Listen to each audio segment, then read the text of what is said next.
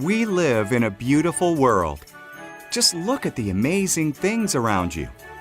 Let's go back to the beginning and see what the Bible tells us about how it all began.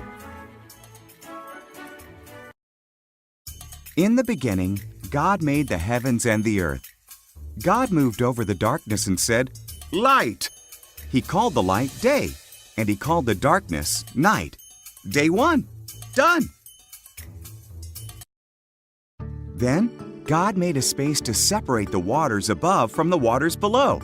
He called the space sky. Day two, done. God gathered the waters together and dry ground appeared. He called the ground land and the waters seas. Then he made plants like grass, grain, and trees. Day three, done. Then God made lights in the sky. He made the sun for the day, the moon for the night, and all the stars. Day four, done. God made fish to swim in the waters and birds to fly in the sky. "Have babies," he told them. "Fill the world with splashing and singing." Day five, done. Next, God made animals. He made farm animals, wild animals, and animals that crawl on the ground. "Just one more thing to make," God said, "the most special thing of all." So, in His image, God made man and woman. "Have babies," He said. "Take charge of the world. Care for the fish, the birds, and the animals." Day six, done. Then, God looked at everything He had made. "It's very good," He said. So, on the seventh day, He rested and made that day special. Day seven, done. The first man and woman, Adam and Eve, lived in a beautiful garden that God made for them. But Satan came as a crafty serpent and tempted Adam and Eve. "Did God say you must not eat the fruit from these trees?" The serpent asked Eve. "Just the tree in the middle," Eve replied. "If we eat from it, we'll die." "You won't die," said the serpent. "There's a reason why God doesn't want you to eat from that tree. If you do, you'll be like Him. You'll know what He knows." Eve ate the fruit. She gave some to Adam, who was with her. He ate it too. And at once, they knew things they had never known before. One thing they knew was that they were naked. They sewed leaves together to cover themselves. They'd never felt fear or shame before, so they knew something was wrong. "Adam," God called. "Eve." "We're hiding," said Adam. "We're naked." "You know that because you ate from the tree," God sighed. Then Adam blamed Eve, and Eve blamed the serpent. God said, "Serpent, you must crawl on your belly. A woman's son will defeat you. Eve, childbirth will be painful. Adam, growing food will be difficult." Then God made clothes for Adam and Eve and sent them out of the garden. He put an angel with a flaming sword there so they could not return. The earth filled up with people, but they sinned so much that God was sorry He had made them. He decided to send a flood to wash away everyone on earth. There was a man named Noah who wasn't like the others. Noah loved God and obeyed Him.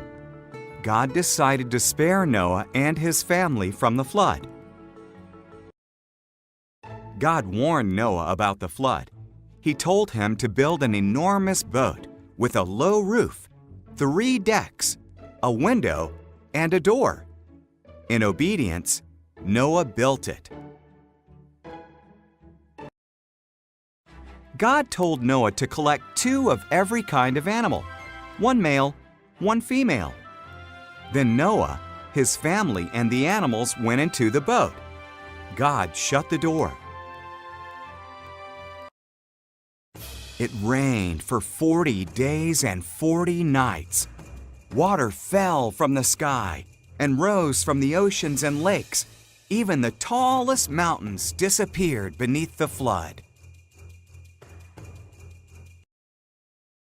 Meanwhile, Noah, his family, and all the animals were safe in the boat, floating on the floodwaters. God had not forgotten about Noah, not even for a moment. God sent a wind to blow. The waters went down. The boat rested on Mount Ararat. Noah sent out a dove. When it didn't return, he knew it was safe. When the ground was dry, God told them to come out. He put a rainbow in the sky as a promise that he would never flood the whole earth again. Abraham lived in Haran. "Abraham," God said, "I want you to leave Haran and go to another land." God didn't tell Abraham where that was. "Trust me," God said. "Do this," God said, "and your children will become a great nation." How? Abraham wondered. His wife Sarah was too old to have children. "Trust me," God said. "Go where I tell you," God said, "and you will have more descendants than there are stars in the sky. They will bless the whole world. Trust me." So Abraham trusted God. He took Sarah, his nephew Lot, and everything they owned. He went where God told him to go. He went to the land of Canaan. When he arrived, Abraham camped at Shechem. God appeared to him. "I will give this land to you and your children," God said. Abraham built an altar to God there. Abraham traveled around God's promised land. He was glad that he had trusted God. So he built another altar and gave thanks to God for all he had been promised. God promised Abraham a son, and from that son, many descendants, who would bless the whole world.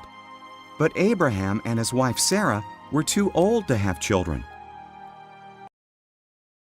20 years went by.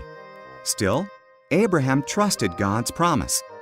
When he was 100 and Sarah was 90, God reminded them of his promise. Sarah was going to have a baby. When their son was born, Sarah was so joyful that she laughed. "God has brought me laughter," she said. So they named their son Isaac, which means he laughs. When Isaac was a boy, God tested Abraham by telling him to take Isaac to Mount Moriah and kill him as a sacrifice to God. Abraham was confused, but still he trusted God. Isaac carried the wood, and Abraham held the knife and torch. Together they climbed the mountain. "Where is the lamb for the sacrifice?" asked Isaac. "God will provide it," Abraham replied.